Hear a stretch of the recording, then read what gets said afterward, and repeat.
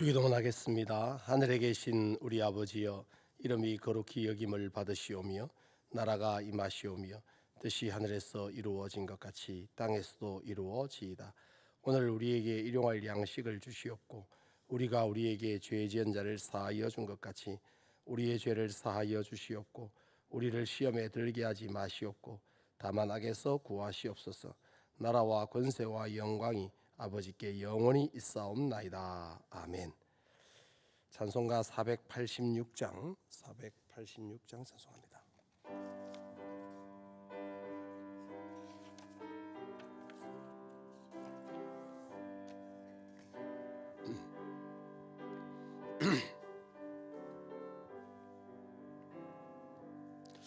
이 세상에 근심된 일이 많고 참 평안을 몰랐구나. 내 주 예수 날 오라 부르시니 곧 평안히 쉬리로다. 주 예수의 구원의 은혜로다. 참 기쁘고 즐겁구나. 그 은혜를 영원히 누리겠네. 곧 평안히 쉬리로다. 이 세상에 곤고한 일이 많고 참 쉬는 날 없었구나.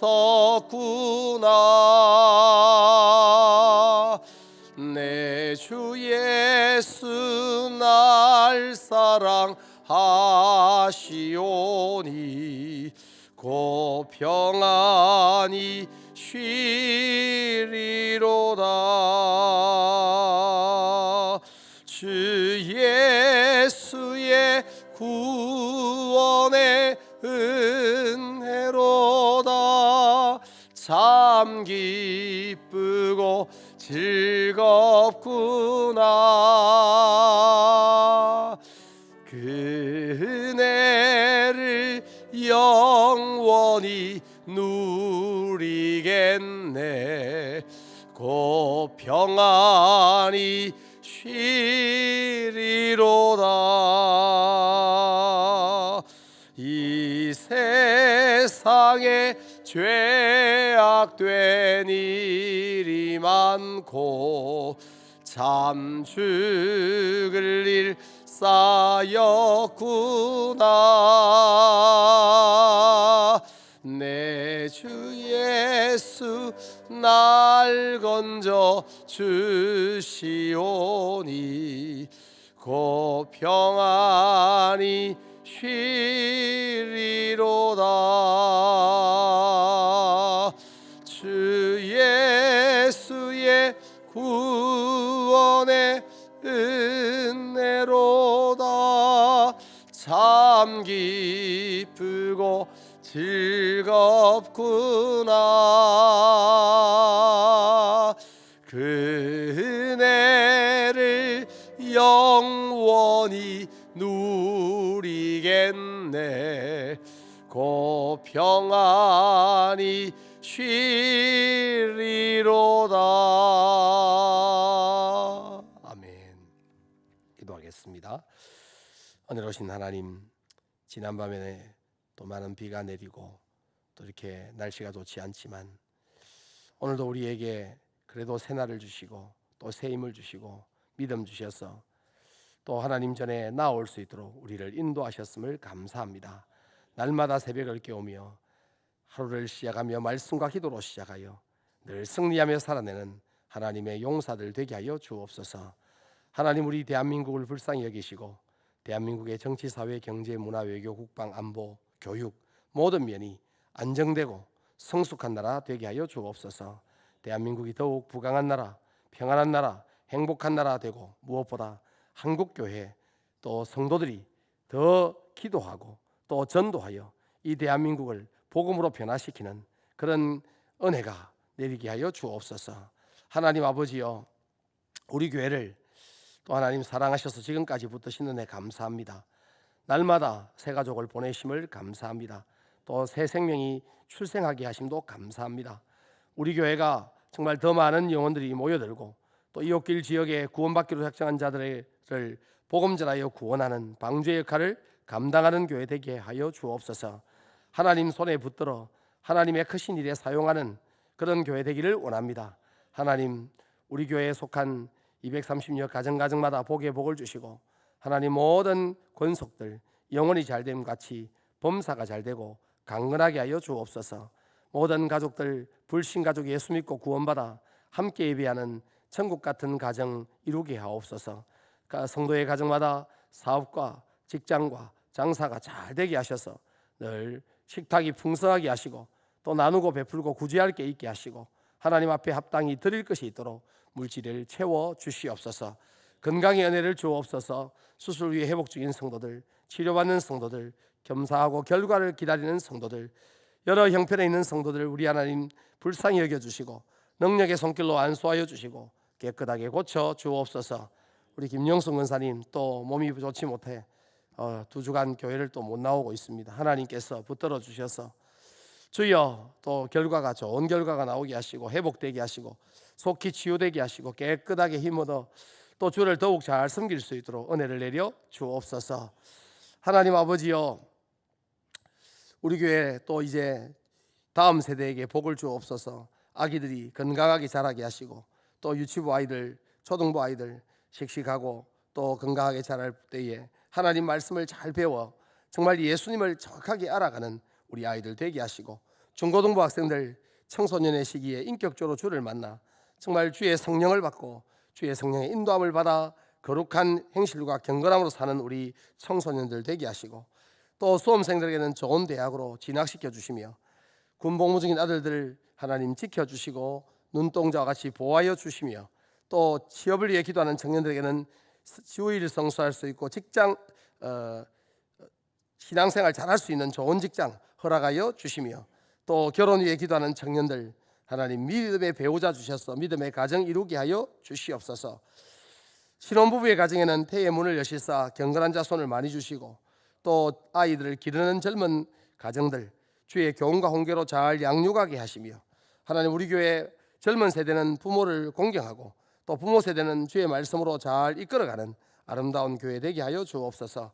우리 교회 어르신들을 붙들어 주셔서 하나님 늘 강건하게 하시고 또 너무 연로하여 교회 나오지 못하는 어르신들 가정에서도 하나님 나라 바라보며 믿음으로 끝까지 달려갈 수 있도록 도와 주옵소서. 하나님 또 주일학교 여름 성경학교 또 수련회 캠프 준비하고 있습니다. 하나님 모든 이 시간마다 은혜를 주셔서 우리 아이들이 말씀 안에 무장되고 정말 함께 세워가요라는 이런 주제로 교회를 세워가는 우리 아이들 될 수 있도록 주여 도와 주시옵소서. 이 시간 함께 말씀을 나눕니다. 성령이여 조명하여 주시옵소서. 예수님 이름으로 기도하옵나이다. 아멘. 하나님 말씀 예레미야 8장 18절에서 마지막 절입니다.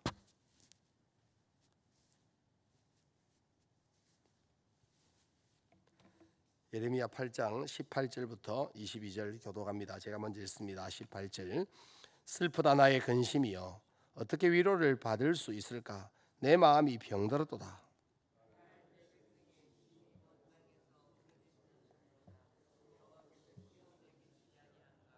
그의 왕이 그 가운데 계시지 아니한가? 그들이 어찌하여 그 조각한 신상과 이방의 헛된 것들로 나를 경노하게 하였는고 하시니, 추수할 때가 지나고 여름이 다하였으나 우리는 구원을 얻지 못한다 하는도다. 딸 내 백성이 상하였으므로 나도 상하여 슬퍼하며 놀라움에 잡혔도다. 함께 읽습니다. 길라앗에는 유양이 있지 아니한가? 그곳에는 의사가 있지 아니한가?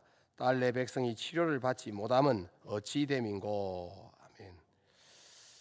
하나님은 예레미야를 통해서 이 유다 백성들에게 하나님의 심판의 메시지를 선포하게 하셨습니다. 예레미야 입장에서 보면 자기 백성이 망한다 하는 것을 선포하는 일이 얼마나 힘들고 하기 싫은 일이겠습니까? 그럼에도 불구하고 하나님의 명령이기 때문에 그의 심정은 터지지만 그러나 하나님 말씀을 선포했습니다. 그 선포를 듣고 돌이키면 얼마나 좋겠습니까마는 백성들은 예레미야의 말을 미친 말로 취급하고 듣지 않았습니다. 왜냐하면 거의 모든 거짓 선지자들이 평강을 외치고 있는데 아무 문제가 없을 거라고 외치는데 예레미야 혼자서 나라가 망한다라고 외치니 백성들은 듣기 싫어했고 결국은 백성들은 듣고 싶어 하는 말, 자기들이 듣고 싶은 말만 듣고 평강하다 괜찮다 이렇게 안일하게 있다가 결국은 북방에서 밀려오는 무장한 바벨론 군대, 하나님의 심판의 도구를 통해서 남유다가 멸망하게 되는 그런 상황에 있습니다. 그럴 때에 예레미야의 심정은 정말 슬픈 심정, 근심이 가득한, 가슴이 아픈, 마음이 병든 그런 어떤 상태입니다. 그 예레미야의 자기의 심령의 고백은 예레미야의 심령을 말하긴 하지만 사실은 하나님의 아픔, 하나님의 근심, 하나님이 가슴 아파하시는 것을 대리로 표현한 것입니다. 18절에 보면 슬프다 나의 근심이여 어떻게 위로를 받을 수 있을까? 내 마음이 병들었도다. 이 예레미야의 마음을 말하고 있습니다. 자기의 동족이 지금 망하는 것을 보면서 슬프다, 또 근심하고 있고 위로를 받고 싶다. 그러니까 위로받을 만큼 다운됐다는 것이죠. 내 마음이 병들었도다. 이게 예레미야의 마음인데 사실은 하나님의 마음을 표현하는 것입니다. 예레미야는 하나님의 심판을 선포했지만 동족이 멸망하는 것을 잘 됐다, 내 말 안 듣더니 고소하다 이렇게 바라보지 않았습니다. 죄는 미워했지만 그 동족 사람은 미워하지 않았습니다. 그래서 나라의 멸망을 자신의 고통으로 여겼습니다. 그래서 예레미야는 가슴 아파하고 울었습니다. 그래서 우리는 예레미야를 눈물의 선지자라고 부릅니다. 어떻게 위로를 받을 수 있을까? 유다 백성이 하나님을 떠난 현실, 그래서 다가오는 전쟁으로 인한 멸망의 현실, 그런데도 회개하지 않는 백성의 완고한 현실, 그걸 볼 때 어떤 것으로도 위로가 되지 않는다는 것입니다. 그래서 내 마음이 병들었도다. 나라를 잃을 생각을 하니까 가슴이 미어진다는 것이죠. 하나님은 바로 이런 마음으로 이 유다 백성, 당신의 딸, 당신의 아들, 당신의 자녀, 이 나라를 하나님은 심판하실 수밖에 없는, 사랑하기에 가슴 아프지만 심판하실 수밖에 없는 상황인 것입니다. 19절에 보면 딸 내 백성의 심이 먼 땅에서 부르짖는 소리로다. 여호와께서 시온에 계시지 아니한가? 그의 왕이 그 가운데 계시지 아니한가? 그들이 어찌하여 그 조각한 신상과 이방의 헛된 것들로 나를 경노하게 하였는고 하시니. 이 백성들이 먼 땅에서 부르짖는 소리가 들리고 있습니다. 포로로 잡혀간 자들의 부르짖음을 미리 예견하면서 말하고 있는 것이죠. 백성들이 도망가서 부르짖는 소리, 또 포로로 잡혀가서 부르짖는 소리, 이런 소리. 근데 그 소리가 어떤 소리였냐? 여호와께서 시온에 계시지 아니한가? 그의 왕이 그 가운데 계시지 아니한가? 이 말입니다. 그러니까 거짓 선지자들이 평강을 외칠 때 무슨 근거로 평강을 외치냐면, 야, 하나님이 다 지켜줘, 걱정하지 마, 우리는 성전이 있잖아, 여기 언약궤가 있잖아, 하나님이 여기 있잖아, 그러니까 걱정할 필요 없어, 이런 또 거짓 메시지를 전했습니다. 그러다 보니 그것만 믿었던 사람들이 나라가 망하고 포로가 되고 도망을 가서 생각해보니, 아니 하나님이 계시지 않은가? 하나님 안 계신 거 아니야? 하나님은 진짜 그 예루살렘 성전에 없었던 것인가? 이런 것을 지금 외치고 있는 것이죠. 제가 여러 번 말씀드렸는데 에스겔서의 기록 목적 중에 하나는 이스라엘 백성들이 어떻게 하나님의 임재가 있는, 언약궤가 있는, 그룹이 있는 그 성전이 멸망에 가정한 것들에 의해 회파되고 다 부서지고 지성소에 막 군합발로 들어가서 다 부수는데도 하나님은 잠자코 계시는가? 왜 아무 일도 안 일어나지? 우리가 들어가면 적사하는데 지성소에, 근데 저 바벨론 군대가 들어왔는데 아무도 왜 안 죽지? 하나님은 계시지 않는가? 이런 신앙적인 충격, 갈등, 이것에 대한 답을 해주는 게 에스겔서예요. 그 답이 뭐냐? 에스겔 10장에 보면 그룹들이 성전 동편에 앉았고 하나님의 영광이 그 그룹 위에 올라타고 그리고 떠나버립니다. 하나님의 영광이 예루살렘 성전을 이미 떠났다는 것입니다. 그렇기 때문에 하나님이 예루살렘 성전을 버린 것이죠. 그러니까 멸망에 가져간 것들이 들어와서 짓밟아도 아무 일이 안 일어난 것입니다. 하나님이 버리신 것이죠. 왜냐하면 그들이 하나님을 버렸기 때문입니다.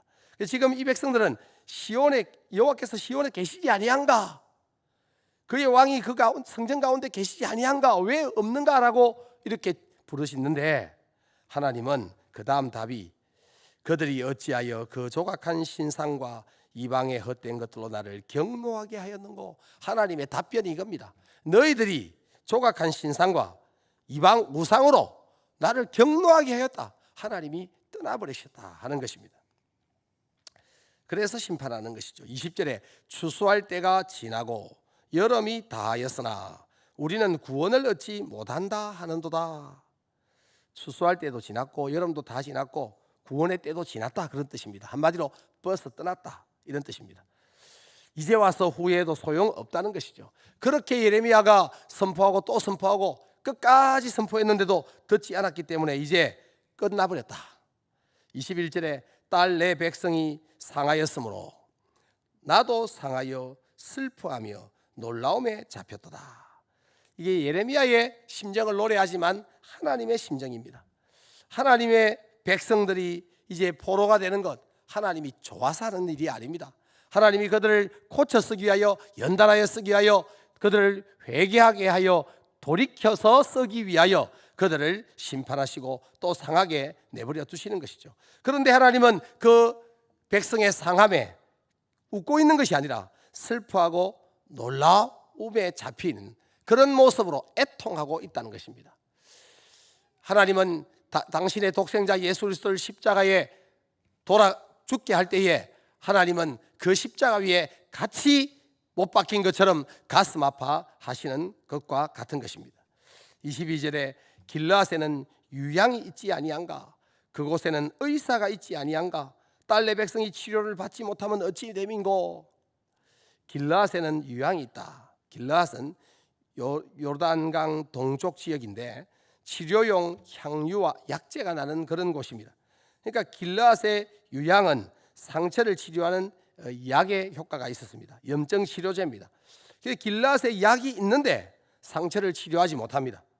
의사도 있는데 치료하지 않습니다. 유다 백성이 치료받지 못하는 이유는 약이 없거나 의사가 없어서가 아니라 그들이 치료를 거부했기 때문입니다. 회개하지 않으니 용서받지 못하고 있는 것입니다. 마태복음 9장 12절에 보면 예수님께서 말씀하셨습니다. 건강한 자에게는 의사가 쓸데없고 병든 자에게라야 쓸데있느니라. 예수님 스스로를 병든 자를 치료하고 죄인을 회개시켜 구원하시는 분으로 소개하시는 말씀입니다. 예수님을 우리의 치료자로 또 구원자로 받아들이는 자는 예수님이 치료하시고 고쳐주시고 용서하시고 구원해 주시지만 거부하는 자에게는 소용이 없는 것입니다. 유다 백성이 회개치 않고 하나님의 은혜를 구하지 않는데 그들을 치유하거나 회복하거나 용서할 수 없는 것이죠. 여러분, 우리도 우리의 구원자이신 예수님께 회개할 때 우리 주님은 우리의 모든 죄를 용서하십니다. 우리가 간구할 때 우리의 간구를 들으시고 응답해 주십니다. 항상 우리 옆에 대기하고 있습니다. 함께하고 있습니다.